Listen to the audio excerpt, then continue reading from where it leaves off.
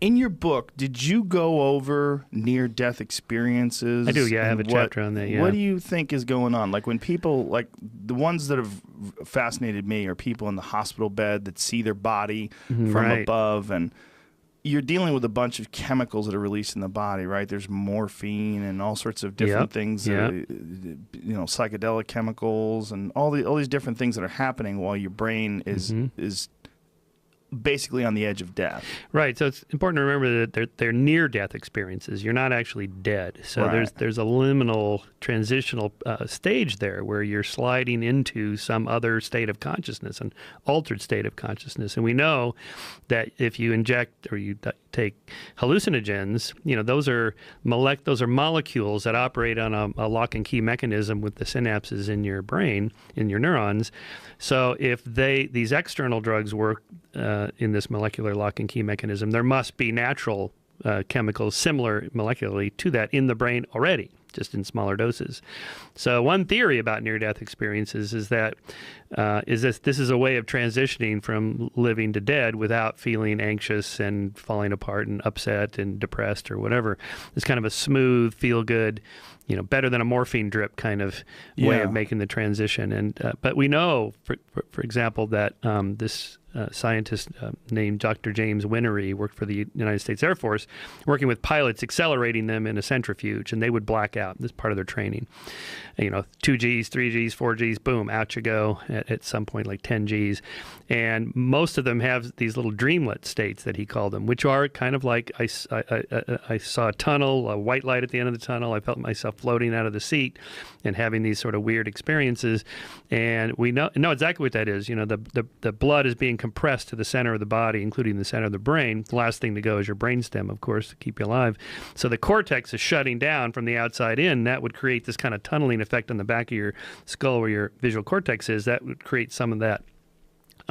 Open brain surgeries. These are on epileptic patients where they cut them open and they poke around to see where the seizures are starting, and so they could zap those neurons instead of some big crude attack. And anyway, so while they're doing that, they get permission from the patient to wake them up while they're under, and the brain is open, and they tap around with electrodes. So this is one way to map what the brain is doing. So what do you report when I tap here? Oh, I just had a vision of my 10th birthday or whatever. And it's like, okay, that's where that's stored right there. Well, there's another spot right on the temporal lobes just above your ears where you can tap it and the person says, oh, I'm floating out of my body. I'm up by the ceiling now. And you tap a little to the left. Oh, my left leg is up. My right leg is up. Now my left arm is floating. My right arm is floating. I'm way up here now. Now I'm coming back down just by, with a rheostat, just controlling how much electricity is going into the neurons in that one particular spot. So we know for sure that the near-death experiences are in the brain. The experiences that the people report are real. They have an experience. But we know it's neurologically based. Now, the counter argument is, yes, of course, you have to have your brain to have experiences, but it's like a doors of perception opening into this other realm that these chemicals allow you to do. It's like, by the way, I've been talking with Graham Hancock about ayahuasca. He's invited me to come join him in Rhythmia in Costa Rica to try this. I've never tried this, and I'm tempted to go do this to say, okay, if I'm going to write about these things, I should experience it. But there's a debate amongst people who do this that, is it strictly just in your head and you're not actually going anywhere, or does it open some door to some other dimension? Okay, that's kind of and so the near-death experience believers counter that. Well, yes, it's in your brain, but it still is taking you somewhere else. The problem is that how you tell the difference between I had a personal experience that the only way you can share it is if you actually go through it yourself. For a scientific community that studies it, well, there has to be some way to test it somehow or tell the difference between that. So, for example, is that the limitations of the scientific method, though? Yes, because when you're dealing with consciousness and you're dealing with memories and dreams and ideas, like you can't measure those either. That's right. So I quote two other sources. Okay, so first of all, I discuss the most famous example is Eben Alexander's trip to heaven. He wrote a book called Proof of Heaven. Now, this is a Harvard-trained neurologist. He knows more about the brain than I do. And so he knows all the research I'm talking to you about, and there's a lot more. But for him, it was so powerful. And, okay, what's it like? So he talks about it in his book. he was in a coma in a hospital. Okay, so he takes this trip, and the colors were unbelievably intense and rich, and I felt just deep personal love for the people I saw and oneness with the cosmos and all, he goes on and on about this. So then I quote from Oliver Sacks's memoir when he talks about in the 60s when he was dropping acid and, the colors were incredibly intense and I had this incredible feeling of love and connecting. And I quote from Sam Harris's, the opening pages of Waking Up, I took ecstasy and I'm sitting there on the couch with my buddy and all of a sudden I feel this intense love for my friend. In other words, the narratives are indistinguishable to an outsider. So how do you know that you're actually going to heaven or you're just having a fantastic trip? Well, it's entirely possible it's both.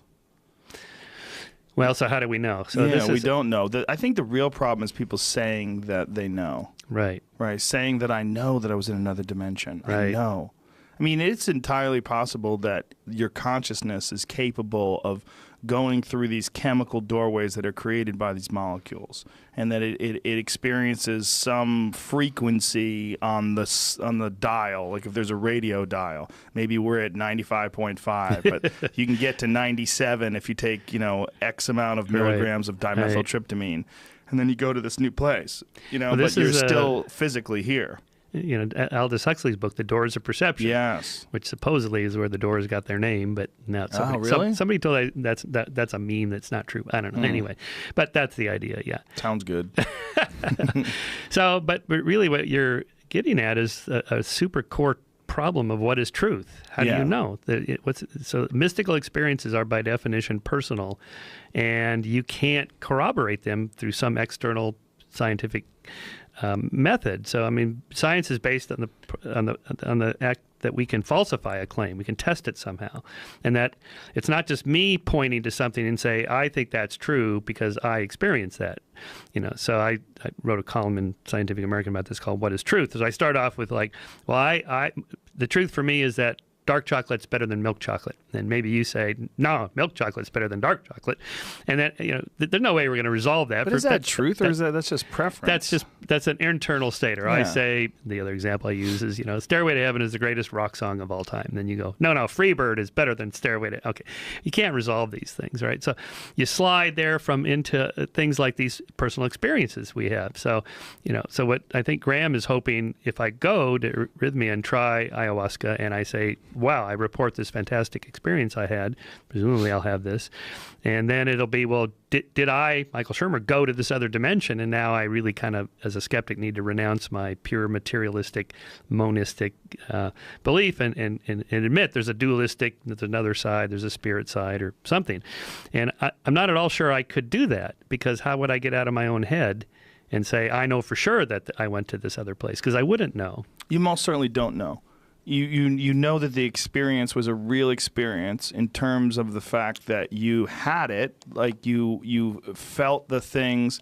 I haven't done ayahuasca, but I've done the active ingredient in ayahuasca many times. It's dimethyltryptamine, and it's more potent in the form that I've done it in. It's a shorter lasting, much more potent experience, and it's undeniably phenomenal. I mean, really? It's very crazy. It's impossible to describe. I would throw some words around and do my best, but it won't work. Right. The trip itself, what's really bizarre, there's a lot of really bizarre aspects of it. But one of the things that's really bizarre is the feeling that you've been there before. And the speculation, and Terence McKenna talked about this pretty much in depth. One of the speculations is that when you're in REM sleep, you're experiencing some form of dimethyltryptamine, in that your brain, your liver, they know for a fact that it's produced by your liver and your lungs. And now they know, there used to be anecdotal evidence that it was produced by the pineal gland, which is, of course, the third eye. In reptiles, in certain reptiles, it actually has a retina. I mean, it literally is in the center of your head where the Eastern mysticism third eye exists. Right. Now they know that in rats, because of the Cottonwood Research Foundation, which is something that Dr. Rick Strassman, who was the guy who wrote the book DMT, the Spirit Molecule, he was the guy who got the first federally approved tests done on dimethyltryptamine clinical trials. And it's an amazing book, really, really fascinating. And he was a part of this Cottonwood Research Foundation, and they've now proven that in live rats, the pineal gland produces DMT. obviously that doesn't produce it in people, but it's very hopeful that the evidence. Well, they're is there. mammals. Yeah. And again, if the molecular lock and key mechanism is set up in the brain already for this external drug to work, there must be something like that already that's in the brain that evolved for some reason, presumably. Are you aware of the correlation between this and Moses' burning bush?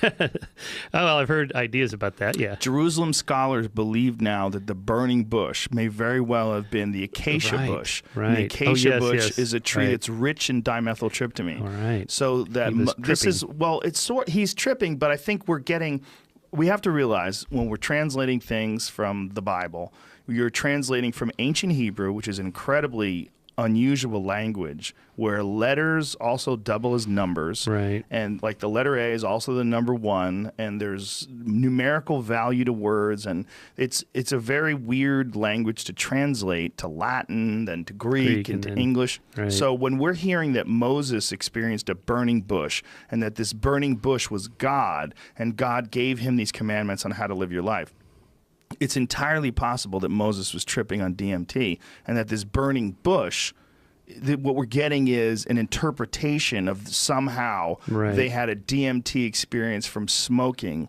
this bush. Right. Smoking some aspects of it. They figured out how to extract it or how to, isolate it, and they had a dimethyltryptamine experience. I love that.